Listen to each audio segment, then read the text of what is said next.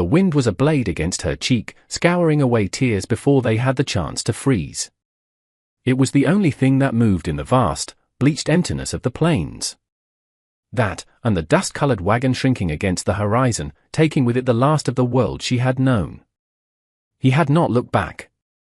Not once. The sound of his final words echoed louder than the ceaseless wind, a venom that seeped into the marrow of her bones. A daughter who cannot stand is no daughter of mine. The Lord gives, and the Lord takes away. Let the wolves have what's left. The cruelty was so pure, so absolute, it had a weight of its own, pressing her down into the dirt where he had thrown her. Pain was a white-hot sun blooming behind her eyes, radiating from the twin fires in her lower legs. She tried to move, to drag herself toward some unseen, impossible shelter, but the slightest shift sent a grinding, sickening message of brokenness through her entire body. The bones, shattered by the wagon tongue he had used as a club, grated against each other. A choked gasp tore from her throat, raw and animal. This, then, was to be her grave. An unmarked patch of cracked earth beneath a sky the color of faded linen. Her father, a man who spoke of God's mercy with every Sunday breath, had delivered his final sermon with iron and wood, leaving her as an offering to the wilderness. Despair was a cold, heavy blanket. She closed her eyes, the grit of the plain scraping against her lids. She could feel the sun beating down, a merciless hammer. Thirst was already a living thing in her throat, clawing and rasping. She thought of her mother, 2 years gone, a woman whose gentleness had been the only buffer against his righteousness. Would her mother have allowed this?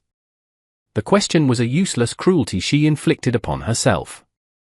The world had shrunk to this single, agonizing point of existence, the pain in her legs, the dust in her lungs, the unforgiving sky above.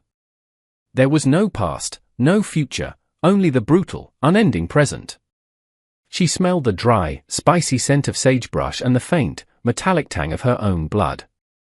Every gust of wind felt like a predator's breath, testing her for weakness. And she was nothing but weakness now, a broken doll discarded by a wrathful child. Loneliness was not simply an absence of people, it was a presence, a vast and crushing entity that settled over the land and found its home inside her chest. The silence between the shrieks of the wind was absolute, a deafness that screamed of oblivion. As the sun began its slow, merciless descent, painting the sky in bruised shades of purple and orange, a new kind of fear trickled into the edges of her pain-fogged consciousness. The cold. The night. The things that hunted in the dark. She had heard the coyotes' chorus from the relative safety of the wagon many times, a sound that had once seemed mournful and wild. Now, it sounded like a promise. A shadow fell across her face, long and sharp in the dying light.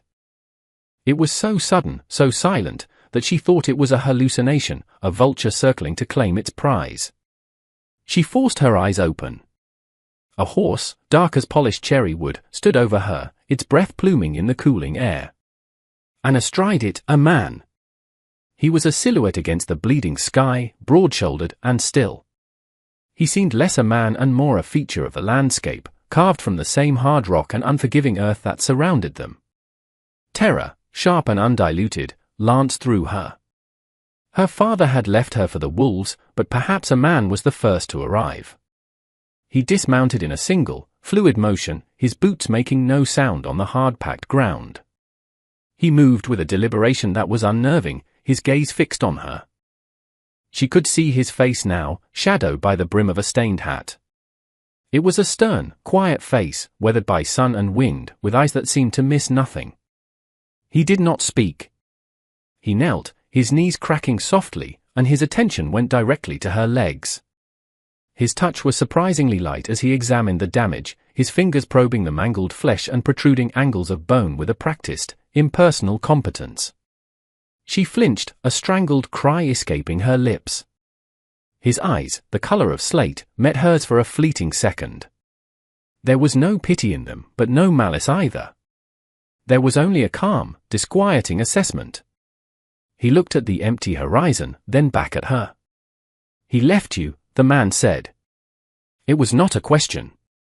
His voice was low and rough, like stones grinding together. She could only manage a single, desperate nod, the movement sending a fresh wave of agony through her. He stood, a decision made.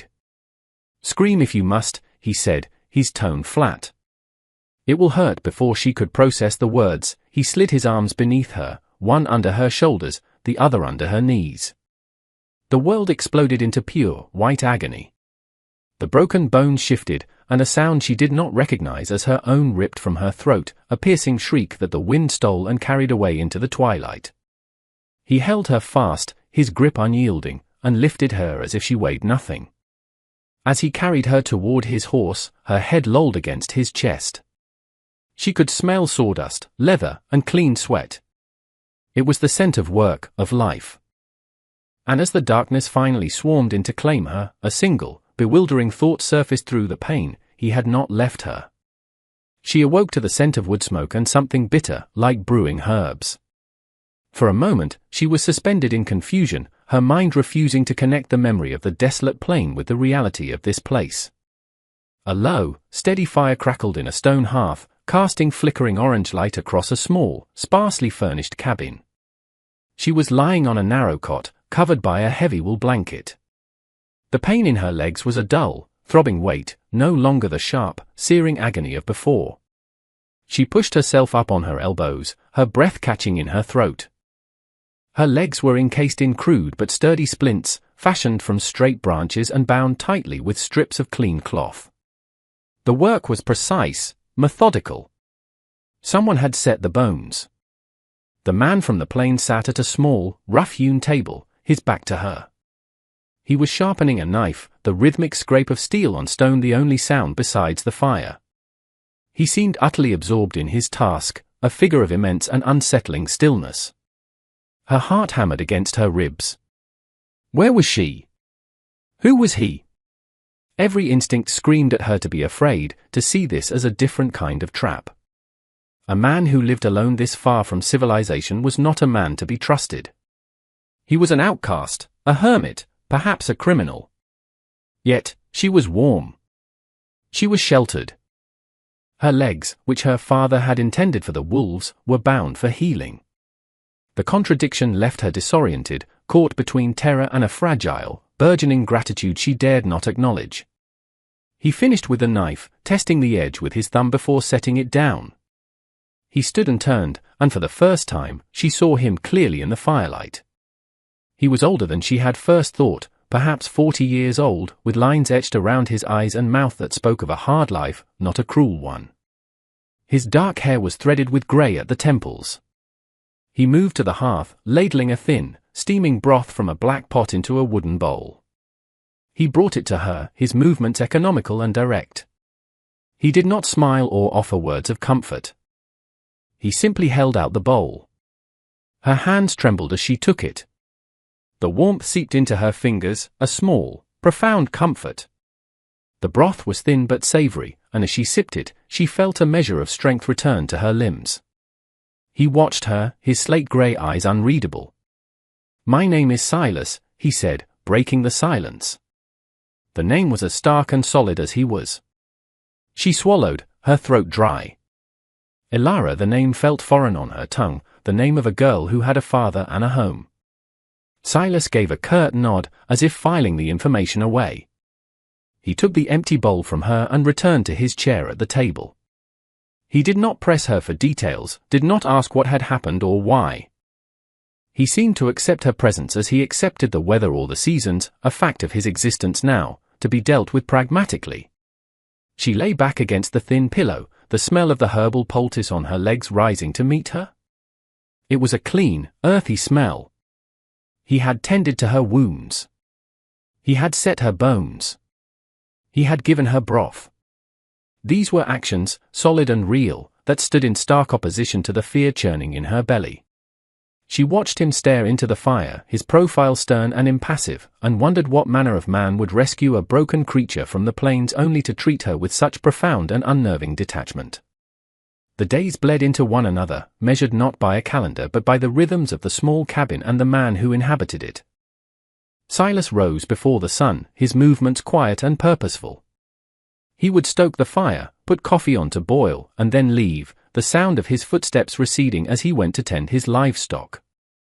Elara would be left in the silence, a prisoner of the cot and her own mending body. The pain became her most intimate companion, a constant, throbbing presence that told her she was still alive. Each morning, Silas would leave a bucket of fresh water and a plate of bread or dried meat on the small crate beside her bed.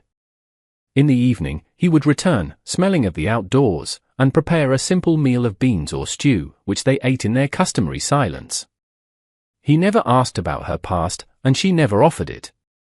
The story was a stone in her throat, too heavy and sharp to speak. Her father's face, twisted in righteousness, haunted her waking hours. His words were a phantom limb, an ache where a piece of her soul used to be. She learned Silas through his actions, not his words. She saw the way he mended a leather strap with neat, precise stitches, the way he gentled a spooked horse with a low murmur and a steady hand. He was a man of immense capability, his life pared down to the essential tasks of survival. The cabin was a reflection of him, everything had a purpose, and there was no room for adornment or sentimentality. After 2 weeks, the swelling in her legs had gone down enough that the splints grew loose.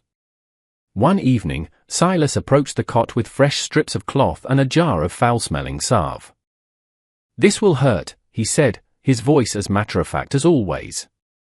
He unwrapped the bindings, and for the first time, she saw the bruised, discolored flesh, the unnatural angles where the bones were knitting back together. A wave of nausea washed over her. He worked quickly, his rough hand surprisingly gentle as he cleaned the skin and applied the salve. When he began to rebind the splints, tightening them to hold the bones in their proper place, the pain was blinding. She bit down hard on her lip, tasting blood, but did not make a sound. She would not scream again in front of this man. When he was finished, he looked at her, his gaze lingering on her face. He saw the sheen of sweat on her brow, the rigid set of her jaw. For the first time, she thought she saw a flicker of something in his eyes, not pity, but a kind of hard-won respect.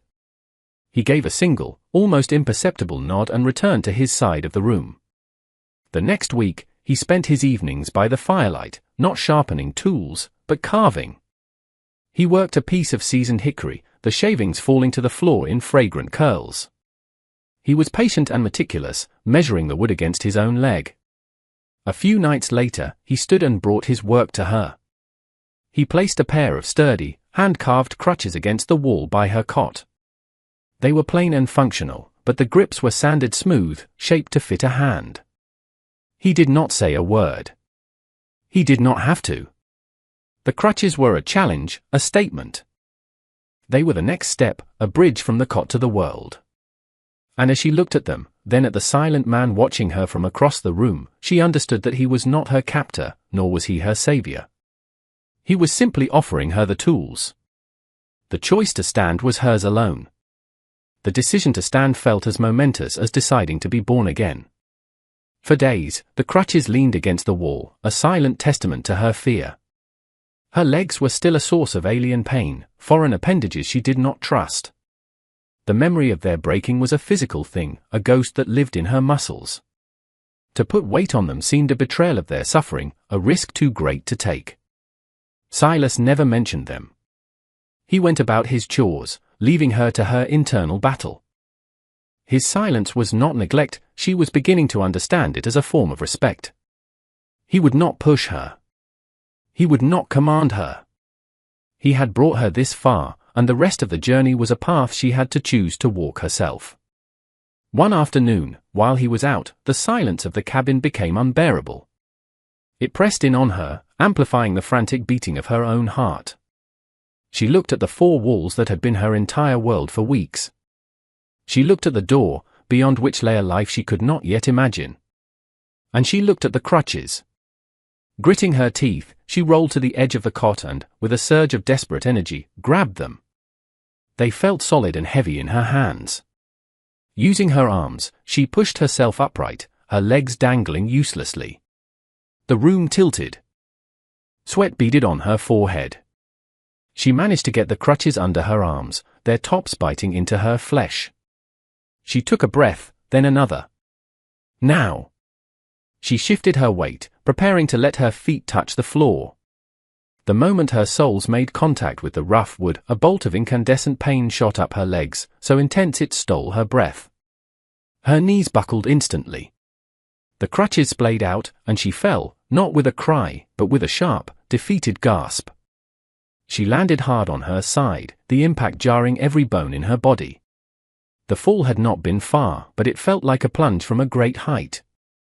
Humiliation and agony washed over her in equal measure. She lay on the floor, tangled in her blanket, a pathetic, helpless heap. Just as she was about to surrender to a fresh wave of despair, the cabin door opened. Silas stood there, filling the frame. He took in the scene in a single glance, her on the floor, the overturned crutches, the misery etched on her face. She braced herself for scorn, for pity, for the weary sigh of a man burdened by a useless creature. He offered none of them. He closed the door, walked over to her, and knelt. Without a word, he scooped her up. His strength was absolute, his hold secure. It was not a tender embrace, it was a practical, physical act of retrieval. He did not coddle her or soothe her. He simply lifted her from her failure and placed her back on the cot, her starting point. He set the crutches back against the wall, right where they had been. Then he turned and left the cabin again, leaving her to confront the silent invitation once more. Shaking, her body screaming in protest, Ilara sat up. His reaction, or lack thereof, had stirred something in her. He had not treated her like a fragile invalid. He had treated her like someone who had simply fallen and was expected to get up again. A stubborn fire ignited in her chest, a flicker of the resilience she thought had been burned out of her on the plains. This time, when she reached for the crutches, her hands were steady. The fire of her anger burned brighter than the fire in her legs. She would not be defeated by a wooden floor. She stood again, the pain just as sharp, but this time she was ready for it. She locked her arms, her knuckles white, and held herself upright. 1 second. 2. 3. She was standing. Unsteady, trembling, and drenched in sweat, but she was standing. On her own 2 feet. The cabin, once a world, slowly became a room she could navigate. Each step was a negotiation with pain, each movement a victory.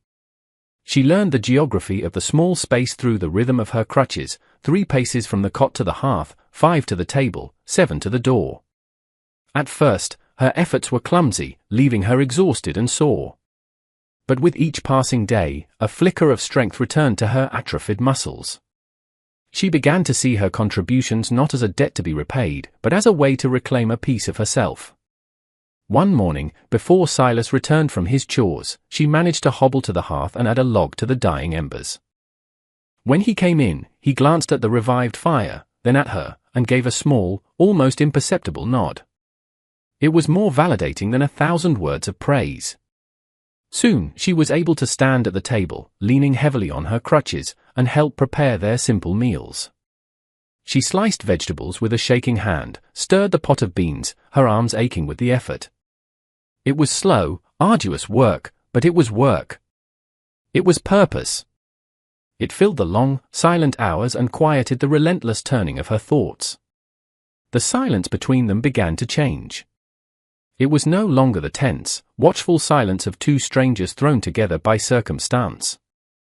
It evolved into a comfortable, shared quiet, the kind that exists between people who understand each other without the need for constant chatter. They would eat their meals at the small table, the only sounds the clink of spoons against bowls and the crackle of the fire. She would watch him, noticing the way his calloused hands were surprisingly deft when mending a piece of tack, the way his eyes would soften almost imperceptibly when he looked out the window at the setting sun. He was a man rooted to this land, as much a part of it as the scrub oak and the hardy grass. One evening, she found a pile of his shirts in a corner, torn and in need of mending. In a small chest at the foot of her cot, she found a needle and a spool of dark thread. Sitting on the edge of her bed, she set to work. Her stitches were small and neat, a skill her mother had insisted upon. It was calming, repetitive work. When Silas came in and saw her sewing, he stopped for a moment in the doorway. She did not look up, her focus entirely on the needle weaving through the coarse fabric. He said nothing, but when she had finished the pile and left the neatly folded shirts on his chair, she found a small, smooth river stone on the crate beside her bed the next morning. It was a simple, useless object, but she knew it was a gesture. It was his way of saying thank you. It was his language. And she was finally beginning to understand it. In these small, unspoken exchanges, they were building something fragile and new. It was not a friendship, not yet. It was a partnership, a quiet alliance against the harshness of the world, forged in the crucible of her healing and his silent, steady presence. She was no longer just the broken woman he had found, she was Ilara, the woman who stoked the fire and mended the shirts, a part of the life within these four walls. The time came when the dwindling sacks of flour and coffee could no longer be ignored. "I'm going to town," Silas announced one morning, his back to her as he packed a few items into a steel bag. "It's a full day's ride." A cold knot of anxiety formed in Ilara's stomach. The thought of being left alone, even for a day, was terrifying. The cabin was her sanctuary, but only because he was in it, a silent guardian against the vast emptiness outside. What if he did not return? What if, like her father, he decided she was too much of a burden and simply rode away? She must have made some small sound, because he paused and turned to look at her. He studied her face, his expression unreadable as always, but his gaze was intent. He seemed to weigh a decision in his mind. "You can stay," he said, his tone even. "Or you can come." The choice hung in the air between them. To stay was to surrender to her fear of abandonment.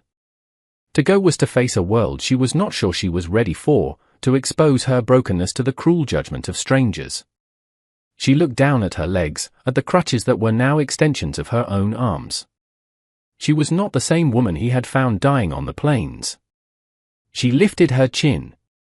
"I'll come," she said, her voice steadier than she felt. The journey was arduous. Riding was impossible for her, so Silas had hitched a small, sturdy buckboard to a placid old mare. He laid blankets in the back for her, and she sat propped against their supplies, the jolting of the wheels sending dull, aching protests up her legs. As they traveled, the landscape that had once seemed a terrifying void now looked different. She saw the subtle variations in the grasses, the way the light caught on a distant mesa. Next to Silas, the world felt less threatening. The town was a shock to her system. After months of near-total isolation, the noise and bustle were overwhelming. People bustled along a dusty main street lined with clapboard storefronts. The sounds of voices, wagon wheels, and a distant blacksmith's hammer filled the air. And then came the stairs. As Silas helped her down from the buckboard, her crutches sinking into the thick dust, a hush fell over the people nearby.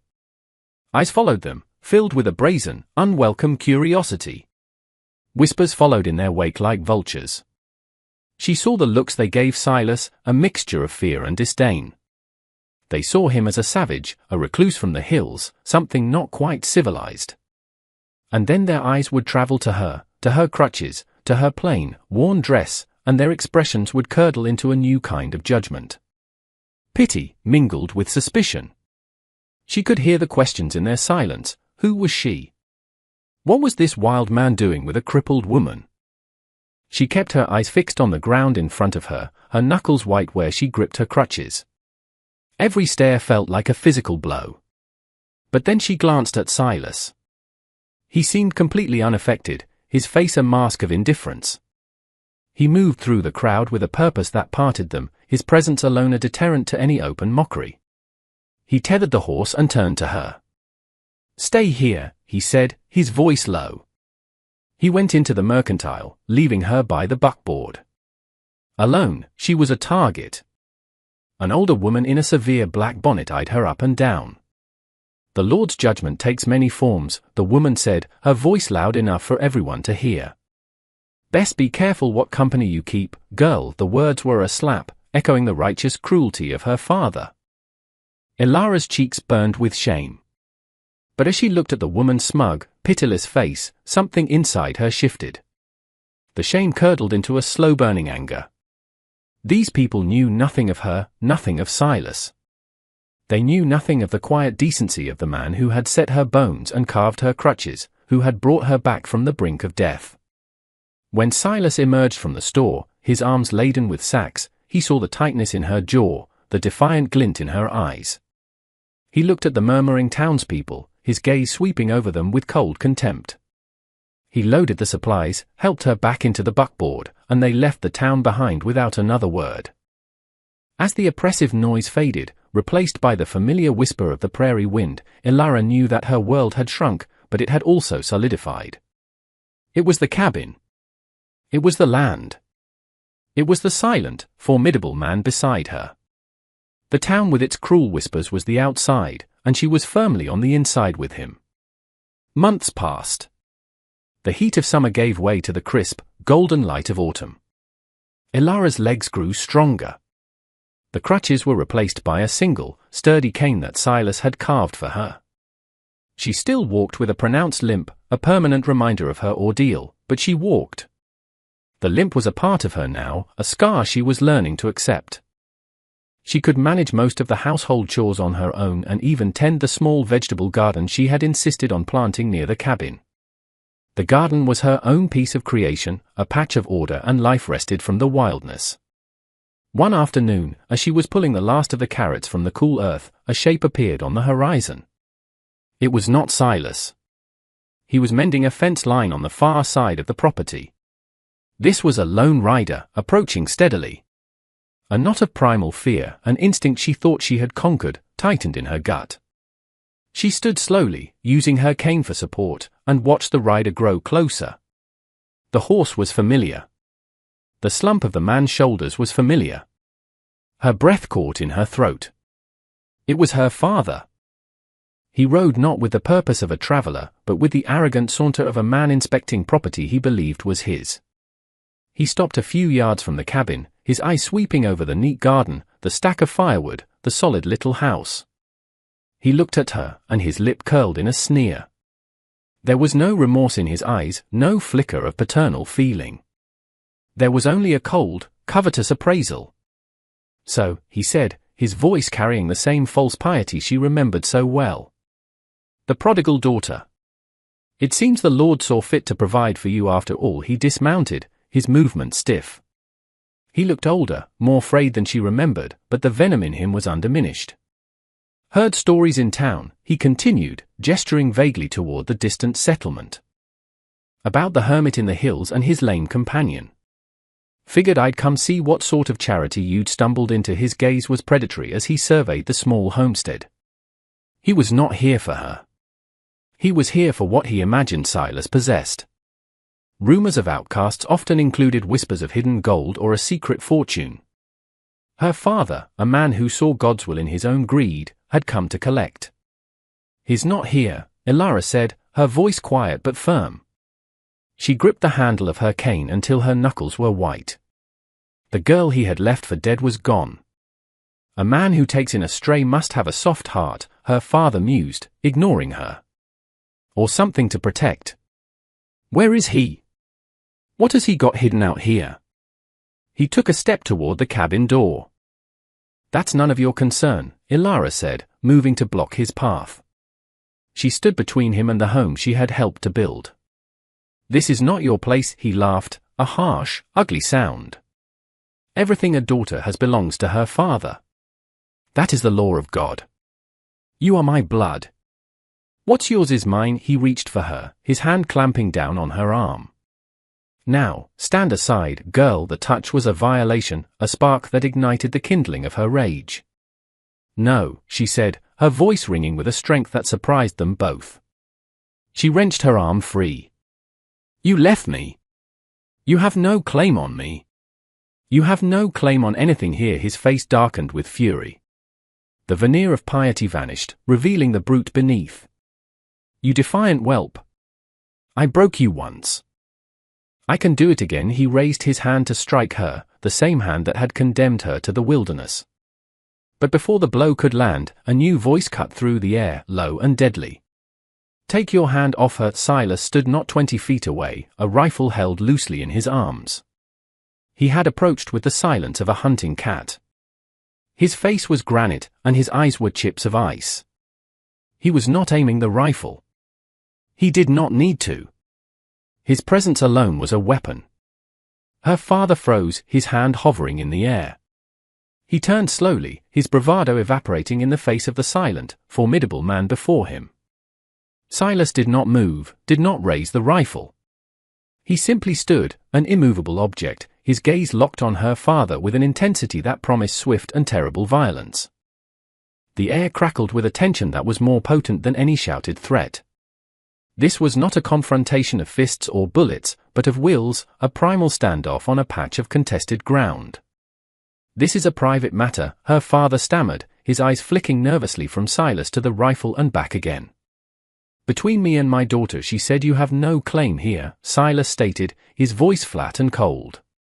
"I believe her." He took a slow, deliberate step forward. "This is my land. She is under my protection."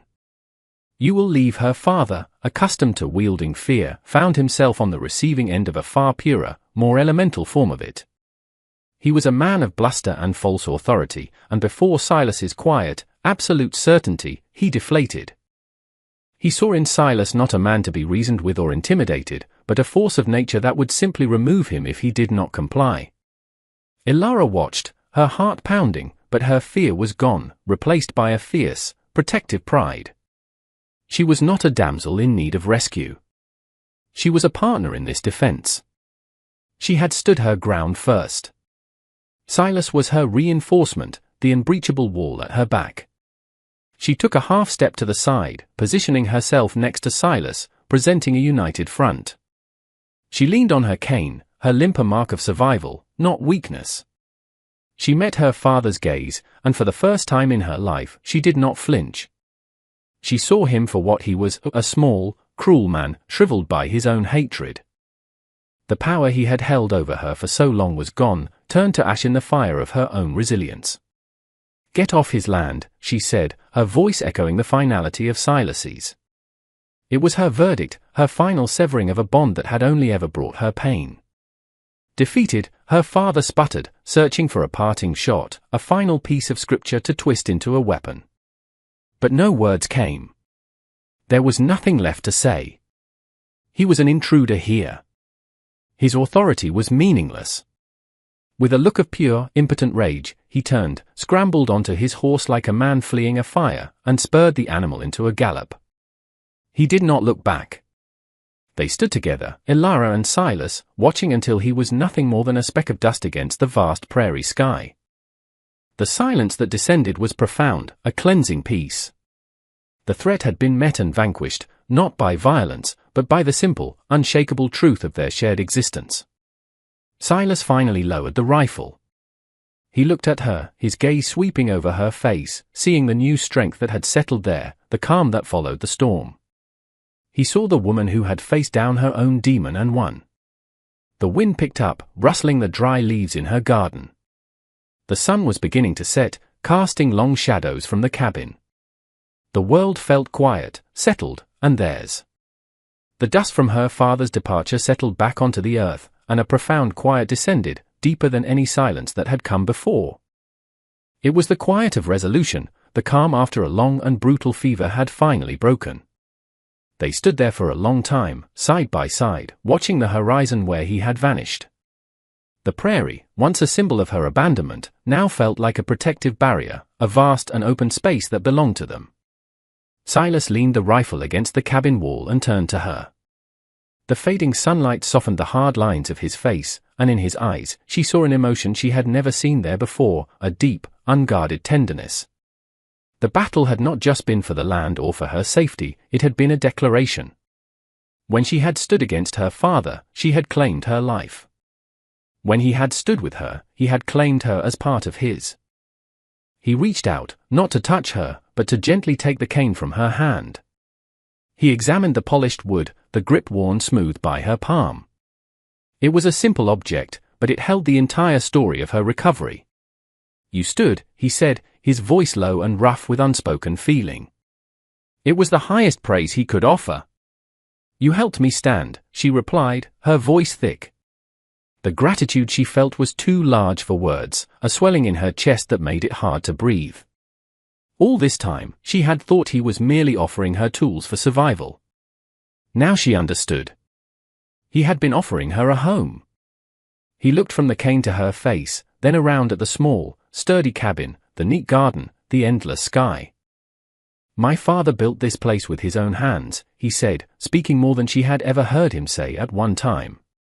He said a home isn't the walls or the roof. It's the place your heart can be quiet. He paused, his slate-grey eyes holding hers. "My heart is quiet here, Ilara." With you, the confession, so simple and direct, struck her with more force than her father's blow ever could have. It was a truth laid bare, stripped of all artifice. He was not a man for poetry or grand pronouncements. He was a man of substance, of solid, foundational truths. He held out his hand, his palm calloused and rough. "This is your home," he said, his voice a vow. "If you'll have it." If you'll have me. It was not a question born of doubt, but an offering. A proposal that was not about possession, but about partnership. It was about building a life on the foundation they had already laid, one of mutual respect, quiet understanding, and shared resilience. Tears welled in her eyes, but they were not tears of pain or sorrow. They were tears of homecoming. She placed her hand in his. His fingers closed around hers, a warm, solid anchor in the vastness of the world. "There is no other place," she whispered. The sun dipped below the horizon, and the first star pricked the darkening veil of the sky. In the twilight, two figures stood before a small cabin, their shadows merging into one. She was no longer the broken girl left to the wolves, and he was no longer the solitary man against the world.